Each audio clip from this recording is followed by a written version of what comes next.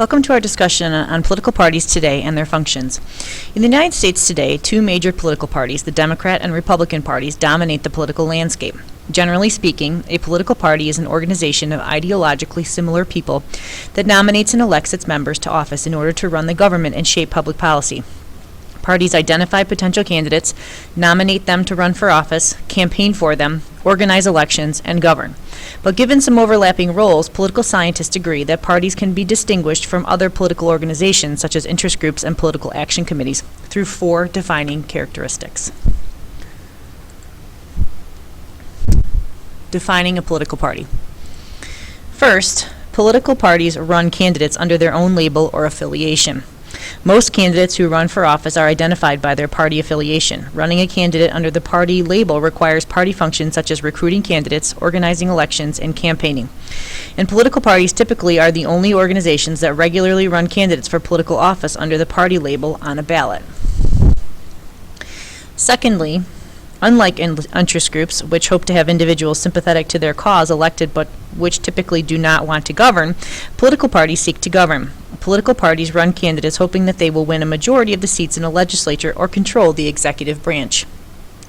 Such victories enable the party to enact a broader partisan agenda. For example, the Democratic victories in the 2008 presidential and congressional elections paved the way for President Obama and the Democratic leadership in the U.S. House of Representatives and the U.S. Senate to act on the party's stated agenda, particularly in reforming the nation's healthcare system.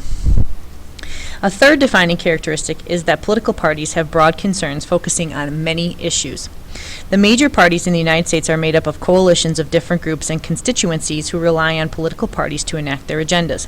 That is to say, if we were to look at a party's platform, the formal statement of its principles and policy objectives, we would find its stance on all sorts of issues: war, abortion rights, environmental protection, the minimum wage.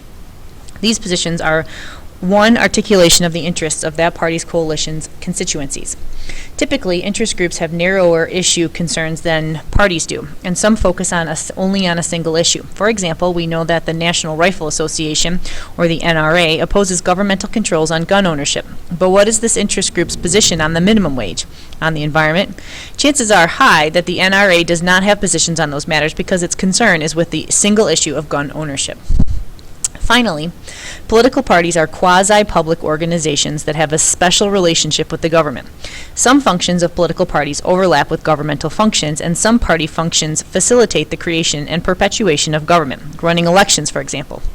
The resulting special status subjects political parties to greater scrutiny than private clubs and organizations. So let's talk about how parties engage individuals. Political scientists who study the nature of American civic engagement recognize that political parties represent one of the main channels through which citizens can make their voices heard. A fixture in the politics of American communities, large and small, parties today are accessible to virtually everyone. Historically, political parties excluded various groups from participating. For example, in many states, women were shut out of party meetings until the mid-20th century. African Americans were formally excluded from voting in Democratic primaries in the South until the U.S. Supreme Court banned the practice in 1944, which we'll get to in a minute. Though it took decades before the party complied with that decision. But in recent times, political parties have increasingly embraced and championed diversity. They have encouraged various groups beyond the traditional white European American male party establishment to get involved formally in the party organization, to participate in campaign activities, and to vote. As a result, parties today are much more inclusive of women, ethnic and racial minorities, and students, providing an important avenue for those traditionally excluded from political life to gain valuable experience as party activists, campaign volunteers, and informed voters. This increasingly diverse participation has also contributed to the party's health because it has caused them to recognize that to be successful, candidates must reflect the diverse identities and interests of voters.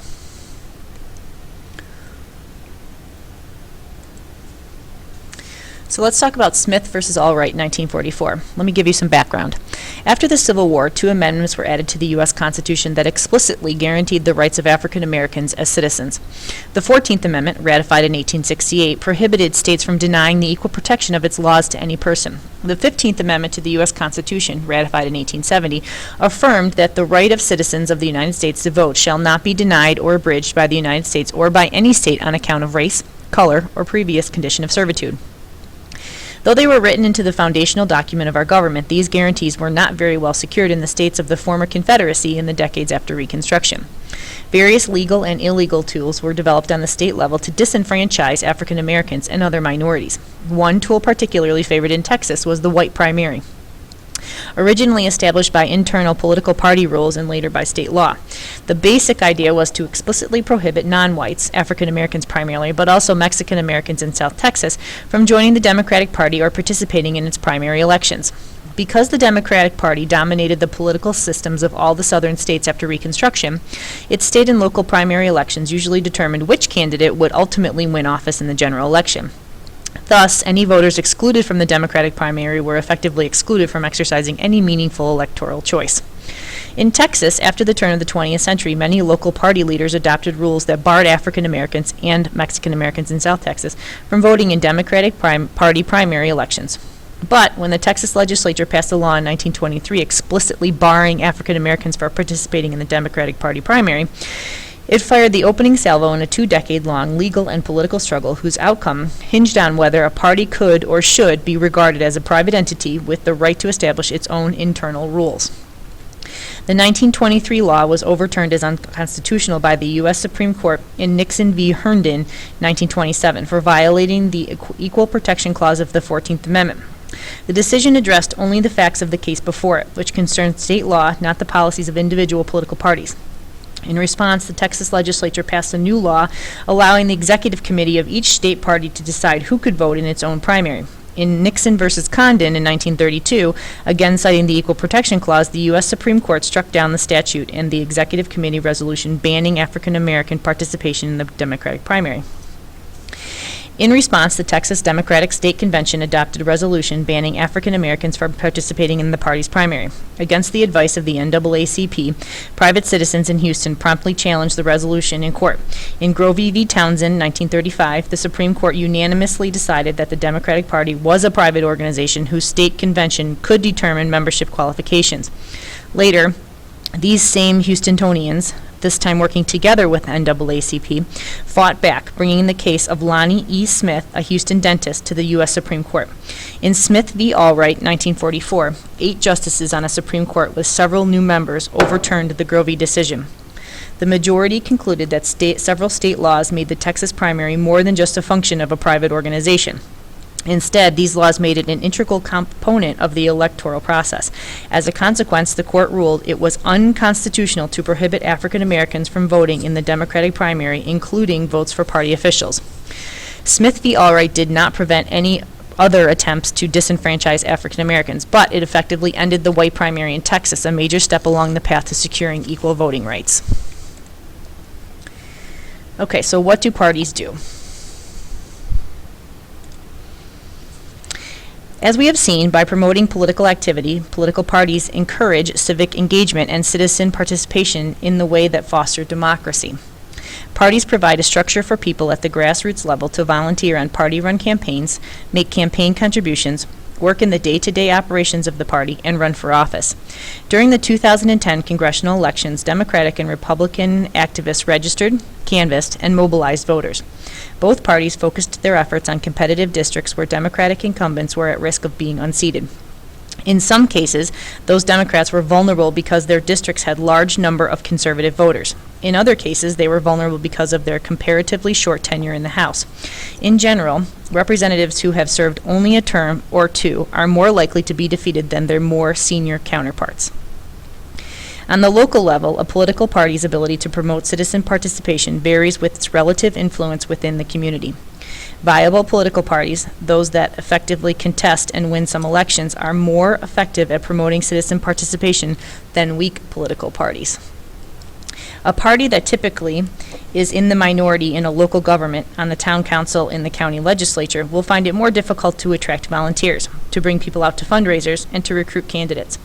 And it naturally follows that parties that are better at attracting public participation are more likely to win elections.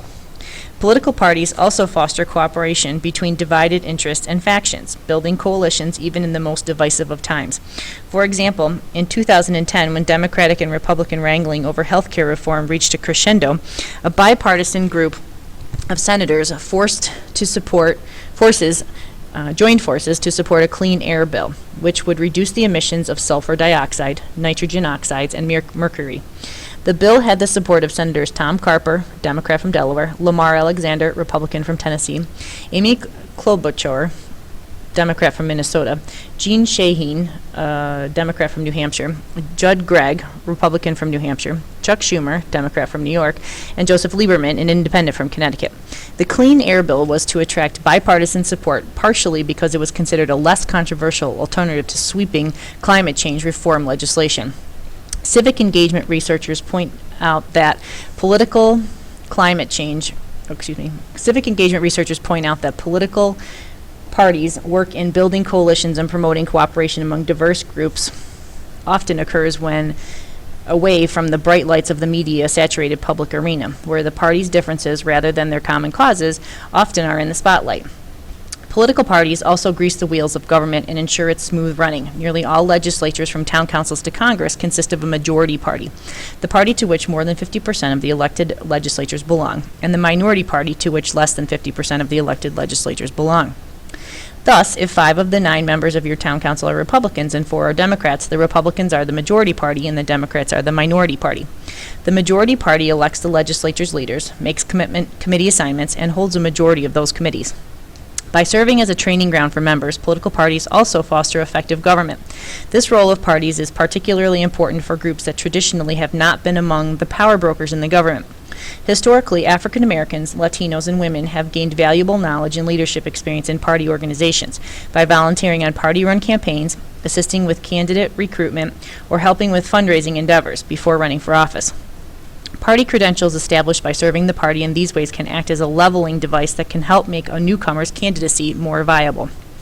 Perhaps most important, political parties promote civic responsibility among elected officials and give voters an important check on those elected officials. There is no doubt that the 2010 congressional elections were a mandate on the Obama presidency, even though the president's name was not on the ballot.